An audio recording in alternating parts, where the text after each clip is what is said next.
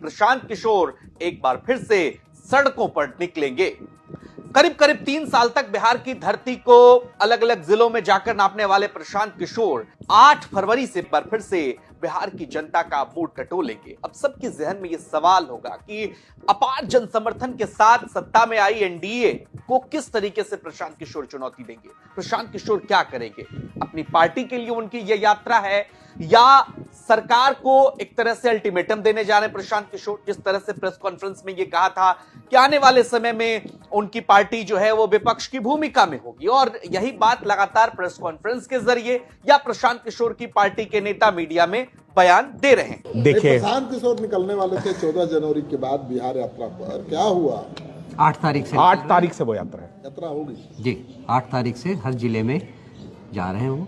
2 लाख वाला फॉर्म आप लोग भरवाएंगे जो बात कहे थे? हाँ, वो भी होगा, वो होगा। और भी बहुत सारे विषय हैं, लेकिन वो भी उसका एक पार्ट होगा। प्रशांत किशोर जिस तरीके की राजनीति के लिए जाने जाते हैं, एग्रेशन के लिए जाने जाते हैं, जब सड़कों पर होंगे तो क्या विपक्ष की भूमिका में होंगे। ऐसे देखिए, प्रशांत किशोर की पार्टी की तरफ से यह भी कहा गया कि जिस तरह से महिलाओं को लेकर के नीतीश कुमार ने ऐलान किया था कि उनके खाते में 2-2 लाख रुपए दिए जाएंगे, जब प्रशांत किशोर यात्रा पर होंगे तो 2-2 लाख रुपए का फॉर्म हर महिलाओं से भरवाएंगे और सरकार पर दबाव बनाएंगे कि आपने चुनावी वादों में इसका जिक्र किया था, अब आप 2 लाख रुपए दीजिए। दरअसल राजनीतिक विश्लेषकों की माने तो प्रशांत किशोर इस यात्रा के जरिए जो जनसुराज की संगठनात्मक इकाई है उसको नए सिरे से मजबूत करेंगे, बनाएंगे। यानी कि जो चुनाव में देखिए, एक पार्टी जब तैयार होती है और अचानक चुनाव में आती है तो कई तरह की परिस्थितियों में उन्हें लड़ना पड़ता है, समझना पड़ता है। तो प्रशांत किशोर जब पहली बार चुनाव लड़े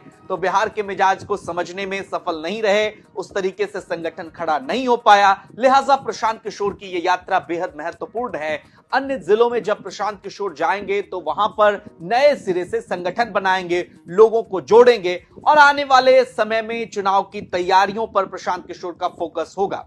हालांकि प्रशांत किशोर के जो नेता हैं पार्टी के, वो कह रहे हैं कि विधान परिषद का जब चुनाव होगा तो उसमें जनसुराज समर्थित उम्मीदवार को आप जिताइए, तो आने वाले समय में वो भी चुनाव होगा। और दूसरी बात आप ये भी समझिए कि जनसुराज अगर जमीनी स्तर पर संगठन को मजबूत करना चाह रहा है तो आने वाले समय में जब पंचायत चुनाव होंगे तो वहां भी प्रशांत किशोर की पार्टी के जो कार्यकर्ता होंगे उनकी भूमिका निश्चित रूप से बड़ी होगी, और कोई भी संगठन पंचायत स्तर से ही खड़ा किया जाता है। तो लिहाजा प्रशांत किशोर के लिए यह यात्रा बेहद महत्वपूर्ण रहने वाली है जो 8 फरवरी से वो करने जा रहे हैं।